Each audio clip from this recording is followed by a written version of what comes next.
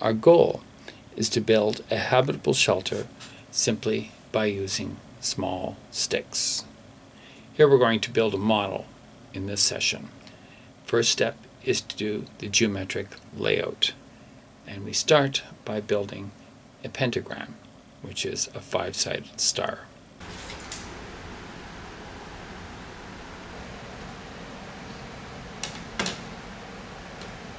We've made 5 major pieces for what we call the blue struts and 5 major pieces for the green struts. And in this diagram here, we're laying out the blue struts. The blue struts are the pentagram.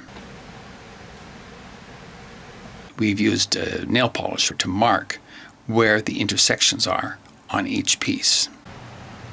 Each piece is equal length, and each piece is marked into 2 separate types of division.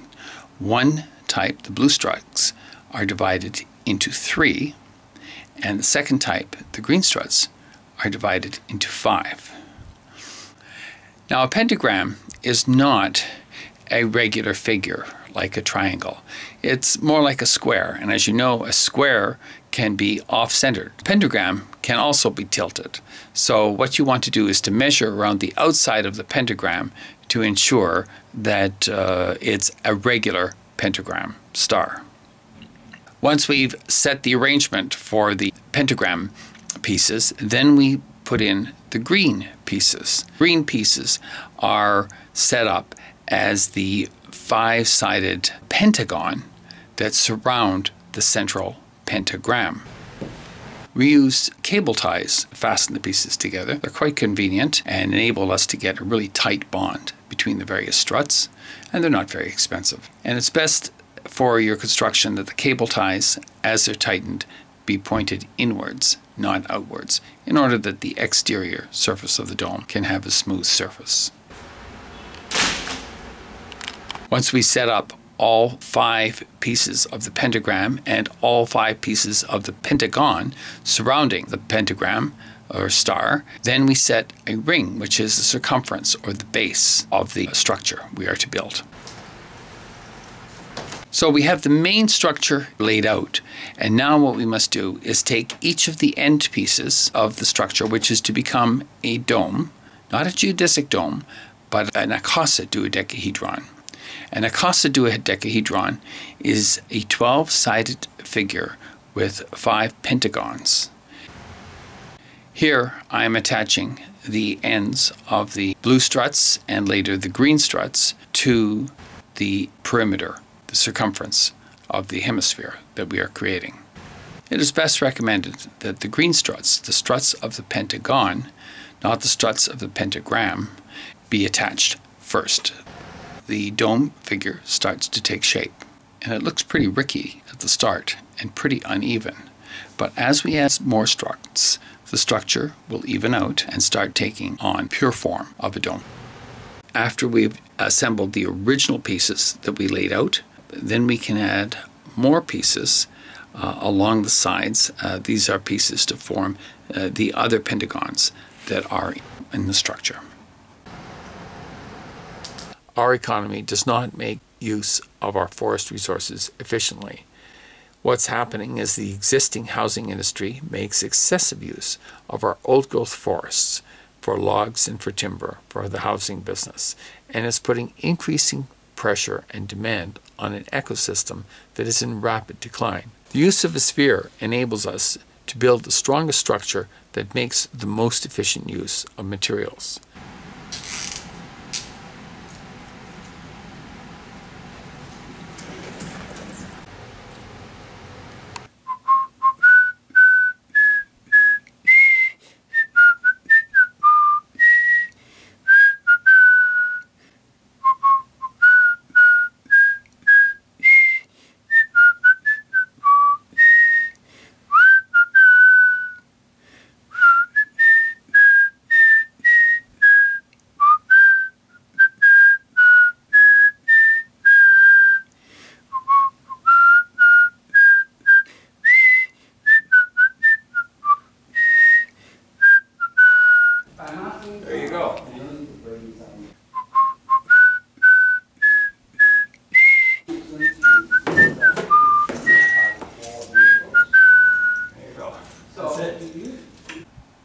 There's an attractive beauty of the Pentagon and any structure made up of this shape. And as you can see, the dome really has a graceful appearance as it's supported by a series of struts carefully put together in triangles, each of them forming a regular pattern that is repeated consistently throughout the entire dome. Our demonstration is done with a cheap and readily available forest material, small brush, which can regrow within a few years. This contrasts with the logging industry, which is currently logging forests that are sometimes many centuries old. The logging industry remains in decline because of the decline of its resource base through overharvesting. One of the advantages of domes is that any stress added to any part of a dome is immediately transferred to all other parts. So no section of a dome holds up the load. The load is shared everywhere, even though the load is only applied at one particular point. This is why domes are fundamentally strong as structures.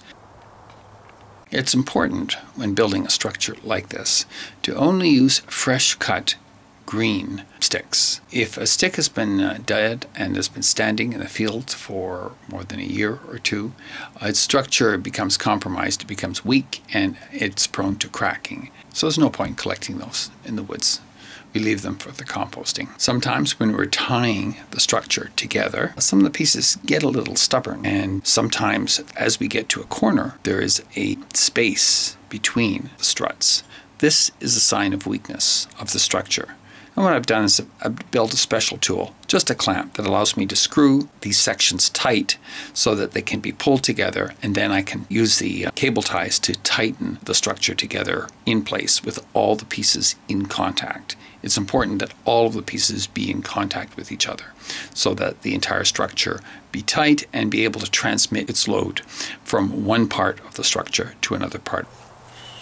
The dome we have here is made with sticks. For a more permanent and more attractive residence, we could use synthetic materials, steel, reinforced plastic, or tubing of different metals that could provide a strong base. If we applied tension cables within the tubing, we could create an extremely resilient structure that, as long as it was anchored well and didn't blow away in high winds. We believe they could withstand the force of a hurricane.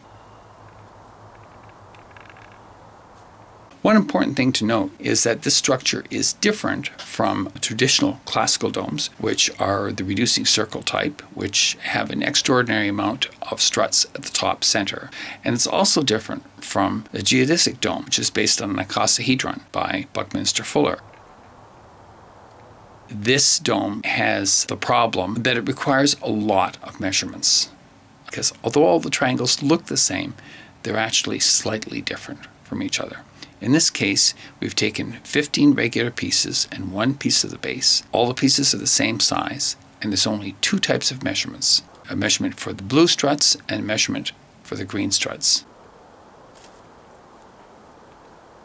I can get on the structure and I can demonstrate its strength, holding up my weight.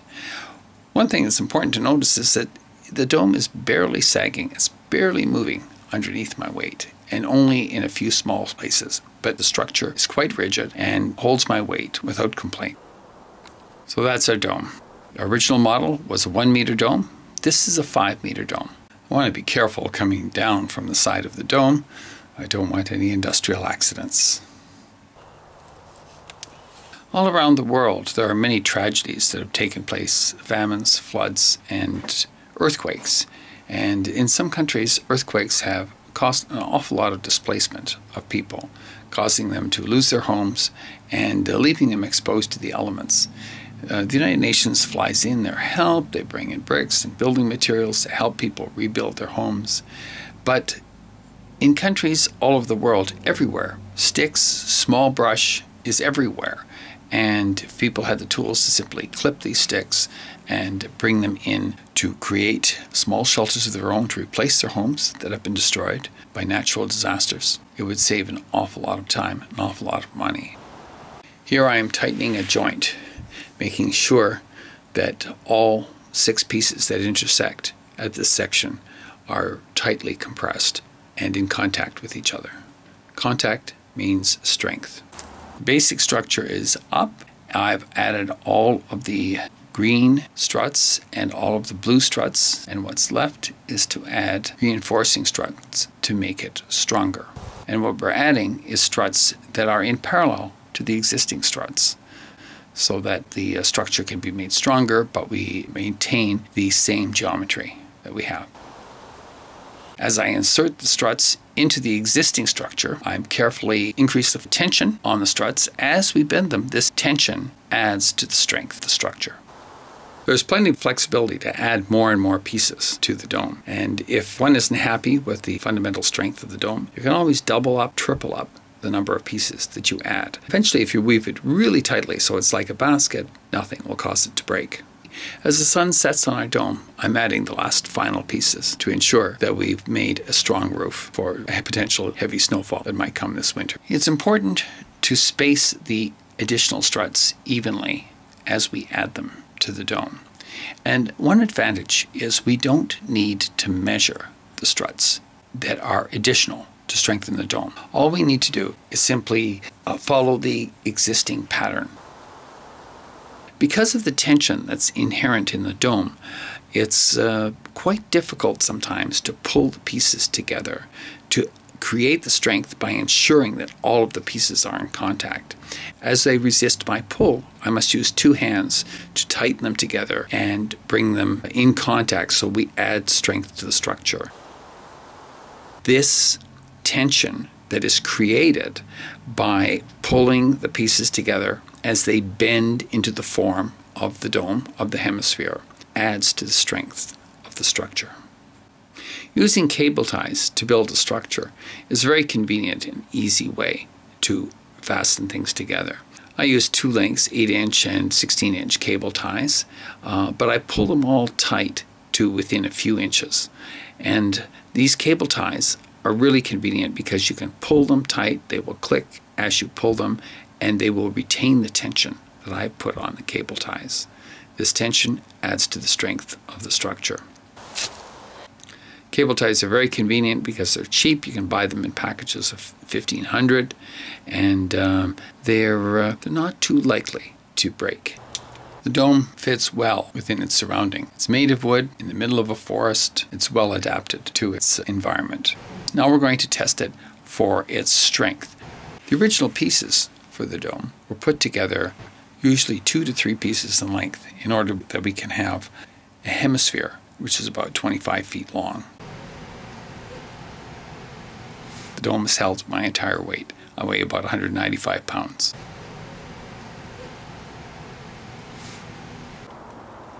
A beautiful dome sitting there in the snow, waiting to be covered. To cover our dome, we have a range of modern new materials that make it easy to produce a waterproof, watertight product.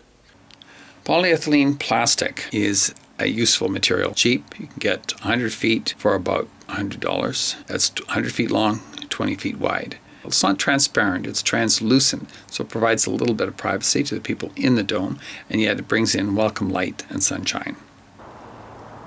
Nice thing about the polyethylene is it provides a perfect combination of weatherproofing, transparency, translucency, and privacy.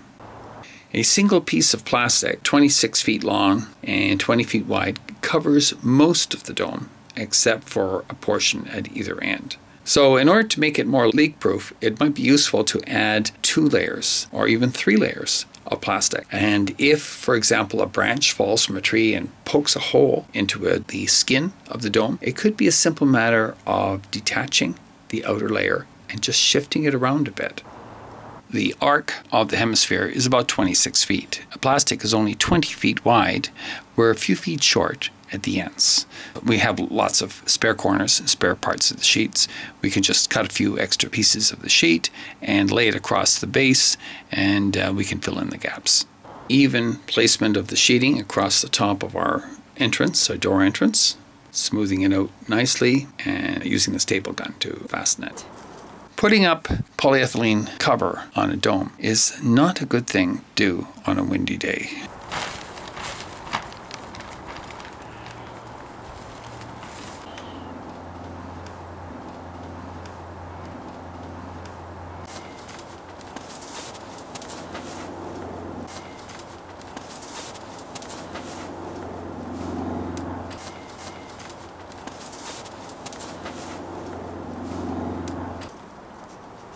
Now remember, we're putting a flat sheet on top of a round structure. So there's some imperfections in that design. Regularly placed pleats about 3-4 feet apart, that'll be enough to round off the shape of the dome and give you a nice sealed, rainproof envelope. Beautiful structure of the pleats and the polyethylene against the sunlight, against the foreground of the regular pattern of struts of our Anacostia dodecahedron. That's our geometric shape. Thanks to Plato for defining all these solids for us. Where it's doubled, you can staple into the wood with a upholstery stapler. Best to use upholstery staples. They're wider and they're intended to provide more resistance if there's pull. It's still possible for polyethylene in a wind to pull out a staple or to rip. And the best thing to do is to take some spare sheets of polyethylene and double it, triple it, wrap it around 4 or 5 times so you've got something strong, and then you shoot the staple gun through that. A regular system of pleats around the side of a dome can make a dome very attractive and make sure that the pattern of the cover is an attractive and repeating geometric pattern, just like the pattern of the struts inside the dome. Look at the pleating as it's silhouetted against the structure of our dome. Sometimes you can see slight irregularities, a few bumps here and there in the shape of our beautiful dome. We love it. It's still beautiful, bumps and all. Our dome in the sunlight, our dome in the sunset. Our dream is to change the very nature of how people perceive shelter. We no longer have to build homes out of bricks and mortars and timbers and heavy stuff. There's no reason why we can't live simply in small homes built of light materials that are portable or findable wherever we go. A light dome in combination with a sea container. A sea container provides strength and security for our valuables, and a dome provides spacious, comfortable space. And the two of them combined together can give us a great new vision of how we can have a simple and portable workforce where housing is not an issue.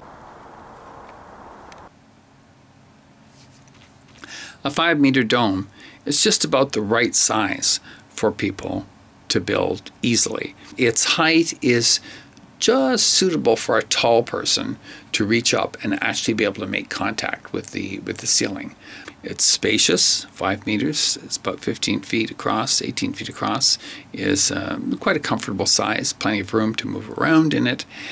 A transparent PVC sheet could cover the dome nicely for those who wish to have a full visual panorama.